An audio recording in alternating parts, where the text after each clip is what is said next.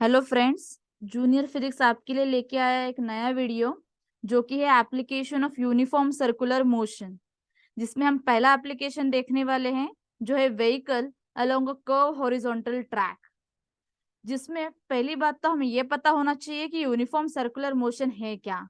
तो बच्चों, जब भी पार्टिकल कोई सर्कुलर मोशन करता है और अगर उसका स्पीड कांस्टेंट हो तो उसको हम यूनिफॉर्म सर्कुलर मोशन कहते हैं। तो चलिए इसका पहला एप्लीकेशन देखते हैं। तो बच्चों, उसके लिए मैं एक सर्कुलर ट्रैक बनाती हूँ। इस सर्कुलर ट्रैक पे मान लो कोई एक व्हीकल ट्रैवल कर रहा है, तो एक व्हीकल हम बना देते हैं।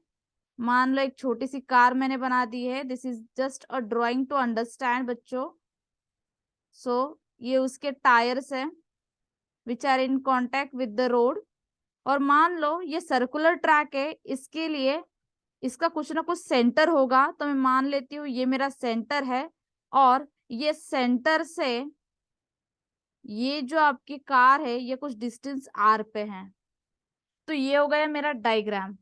अब यहाँ पे हम ये देखेंगे कि इस व्हीकल्स पे कौन से फोर्सेस एक्ट होते हैं। तो बेसिकली बच्चों, व्हीकल का खुद का अपना एक वेट होता है जो कि हमेशा डाउनवर्ड डायरेक्शन में एक्ट होता है। और उस फोर्स को हम कहते हैं W is equal to m into g. उसके बराबर होता है नॉर्मल रिएक्शन जो कि होता है सरफेस को एग्जैक्टली परपेंडिकुलर। मैं बात कर रही हूँ आपके रोड के सरफेस को बच्चों। तो रोड के सरफेस को जो परपेंडिकुलर होता है वो होता है नॉर्मल रिएक्शन, और वो हमेशा होता है आपके वेट के बराबर। तो यहाँ पे मैं ये लिख सकती हूँ कि आपका weight of vehicle acting vertically downwards और उसी को बैलेंस करता है normal reaction, and it balances normal reaction.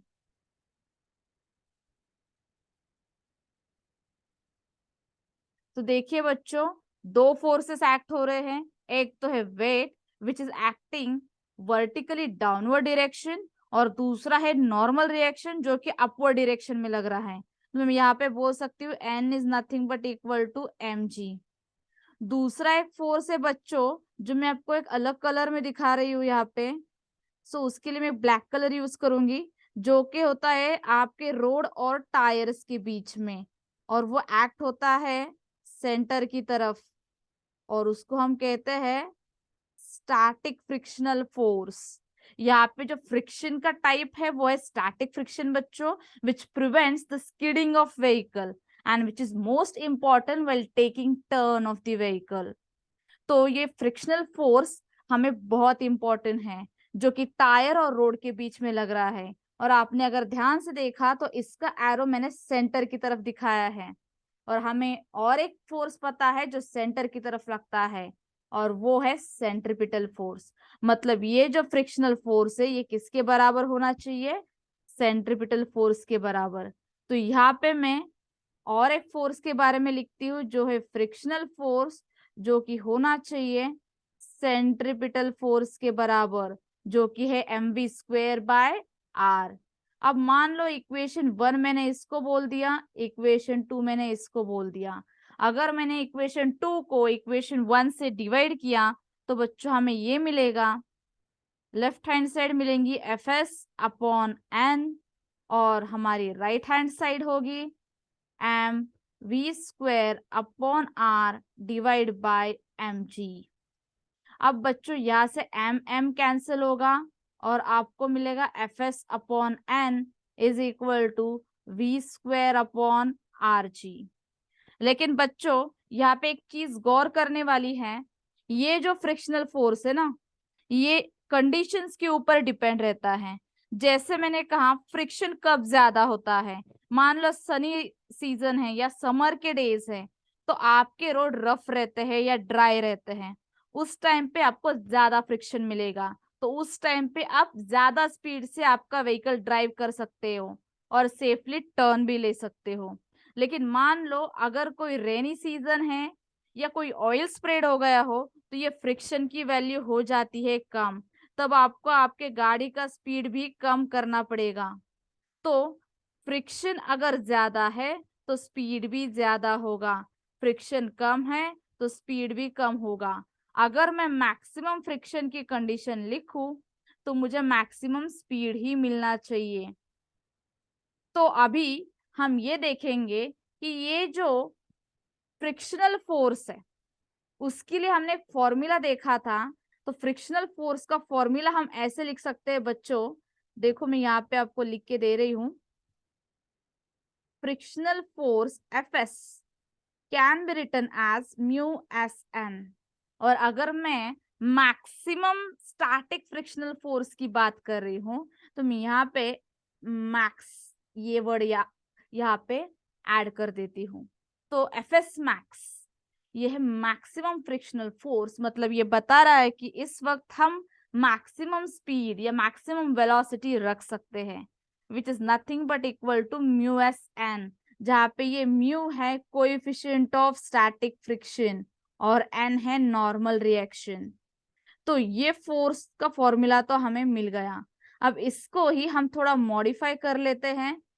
तो ये एन को हम इधर ला देते हैं, तो ये हो जाएगा F s upon N which is equal to mu s. अब बच्चों इसको ही हम डाल देंगे हमारे प्रीवियस इक्वेशन में, जहां पे हम लेफ्ट हैंड साइड को देख सकते हो एफ एस अपॉन एन है। तो ये एफ एस अपॉन एन वाली वैल्यू यहाँ पे आप डाल सकते हो। तो जल्दी से डाल देते हैं और देखते हैं कि हमें आखिर में मिलता क्या है। तो चलिए, तो मैं यहाँ पे उसका बचा हुआ डेरिवेशन कर देती हूँ।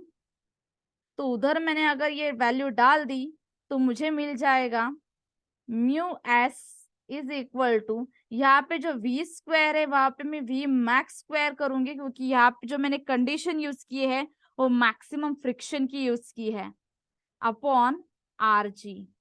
तो अगर मुझे सिर्फ वी स्क्वायर मैक्स चाहिए, दैट इज मैक्सिमम स्पीड, तो यहाँ पे मुझे मिलेगा म्यू एस आर जी। और अगर सिर्फ वी मैक्स चाहिए तो ये सब अंडर रूट में चला जाएगा बच्चों, और ये होगा म्यू एस आर जी। तो ये हो गया मेरा maximum speed by which I can drive my vehicle safely, और I can take a turn safely by driving the vehicle with the speed. तो ये है हमारा मैक्सिमम स्पीड। अगर इसके ऊपर आप स्पीड लेके जाओगे बच्चों, there are the chances of skidding your vehicle. So ये स्पीड हमें ये बताता है कि आपका अगर फ्रिक्शन मैक्सिमम है तो आप इससे ज्यादा स्पीड रेज नहीं कर सकते हैं, यही आपका मैक्सिमम स्पीड होगा। लेकिन मैं फिर से आपको बता देती हूँ, ये स्पीड या ये वेलोसिटी का इक्वेशन आपके फ्रिक्शन के ऊपर डिपेंडेंट है बच्चों। जैसी आपकी कंडीशंस होगी वैसा आपका स्पीड या आपका वेलोसिटी होगा। Thank you for listening. अगर मेरा वीडियो आपको पसंद आ गया होगा तो please share, subscribe and like my video. Thank you.